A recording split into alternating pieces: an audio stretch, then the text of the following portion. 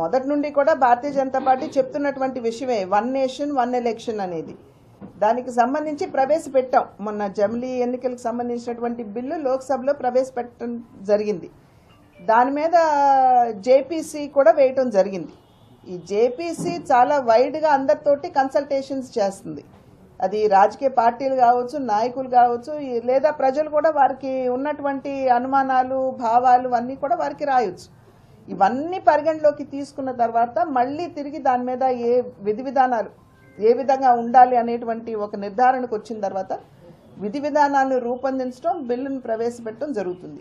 అప్పుడు మళ్ళీ తిరిగి పార్లమెంట్లో చర్చ అనేది జరుగుతుంది. దాని మీద ఓటింగ్ అడిగితే ఓటింగ్ కూడా చేయడం జరుగుతుంది. ఆ ప్రక్రియ అంతా అయిన తర్వాతే జమిలీ బిల్లు వస్తుంది. తెలుగు రాష్ట్రాల్లో ఇప్పుడు బాగా తీవ్ర చర్చనీయాంశమైంది అల్లు అర్జున్ అంశం. ఇంకా ఇప్పుడు కూడా అది కంటిన్యూ అవుతానే ఉంది.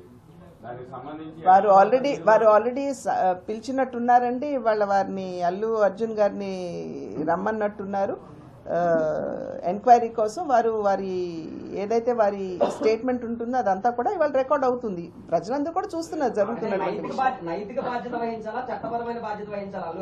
ఏదేమైనప్పటికీ కూడా ఇప్పుడు ఏదైతే ఎంక్వైరీ జరుగుతుందో ఎంక్వైరీ జరిగిన తర్వాత డెఫినెట్ గా దాని మీద యాక్షన్ అనేది ఉంటుంది అనేది నేను అనుకుంటున్నాను. అసెంబ్లీలో ఘాటుగా మాట్లాడటం, ఆ తర్వాత ఆయన అల్లు అర్జున్ గారు మీడియా సమావేశంలో మాట్లాడిన తర్వాత ఇంకా తీవ్రంగా ఈ అంశాలు నడుస్తూనే ఉంది.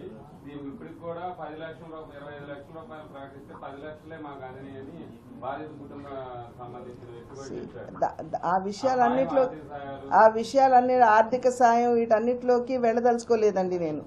అక్కడ డెఫినెట్గా ఏమిటంటే అల్లు అర్జున్ గారు ఒక యాక్టర్గా వస్తున్నటువంటి సందర్భంలో పోలీసు అక్కడ ప్రొటెక్షన్ అనేది డెఫినెట్గా అక్కడ కల్పించాలి. ఒక్క నిమిషం, అక్కడ కల్పించాలి. అక్కడ ఎక్కడో అది ఏమన్నా లోపించిందా అనేది చాలా మందికి అనుమానం ఉంది. తగినంత స్థాయిలో అక్కడ పోలీస్ ప్రొటెక్షన్ లేదేమో అనేటువంటి అనుమానం చాలా ఉంది. ఆ సందర్భంలో ఒక పేరున్నటువంటి యాక్టర్ వస్తున్నటువంటి సందర్భంలో ఏ రకంగా తొక్కిసలాట జరుగుతుందో అందరికీ తెలుసు. దానికి ముందుగానే ప్రిపేర్డ్గా ఉండాలి. సో ఆర్థిక సాయం అంటారా, అది వాళ్ళకి సంబంధించినటువంటి విషయం. దాని మీద నేను స్పందించవలసినటువంటి అవసరం.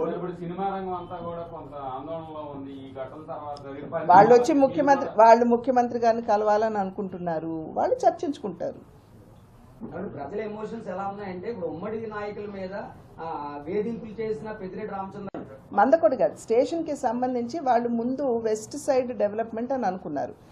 మనం గట్టిగా వాళ్ళతో పట్టుబట్టి సిటీ అంతా కూడా మనకి ఈస్ట్ వైపు నుండి మనకి డెవలప్మెంట్ ఈస్ట్ వైపు కావాలంటే డిజైన్స్ మార్చి రీడిజైనింగ్ చేయాల్సి వచ్చింది. ఆ రీడిజైన్ చేసినటువంటి సందర్భంలో ఇంకొంత వ్యయం పెరిగేటువంటి అవకాశం ఉంది. అంటే మనకి ఏదైతే అనుమతులు ఉన్నాయో దానికంటే కూడా అధిగమించి ఇప్పుడు వ్యయం పెరిగేటువంటి అవకాశం ఉంది. రైల్వే బోర్డుకు ఆల్రెడీ ఇవన్నీ కూడా వెళ్ళాయి. రైల్వే బోర్డులో చర్చించిన తర్వాత వన్స్ దే అప్రూవ్ వెంటనే అది ఆచరణలో పెడతారు. నేను ఆల్రెడీ రైల్వే బోర్డు తోటి అశ్విని వైష్ణవ్ గారితో కూడా మాట్లాడటం జరిగింది. అదేవిధంగా కొవ్వూరు నిడదవోలు ట్రైన్లకు సంబంధించి కూడా స్టాపేజ్ ఏదైతే ఉందో కోవిడ్కి ముందు ఉన్నటువంటి ట్రైన్లు ఆపేశారు. వాటికి సంబంధించి కూడా నేను ఇప్పటికీ 2 సార్లు అశ్విని వైష్ణవ్ గారిని కలిశాను. మళ్ళీ రేపు 30ని వెళ్తున్నాను. వారిని అడిగాను సమయం మళ్ళీ ఒకసారి 1-to-1 మాట్లాడటానికి. సో ఇవన్నీ కూడా మేము ఎప్పటికప్పుడు టేకప్ చేస్తాం.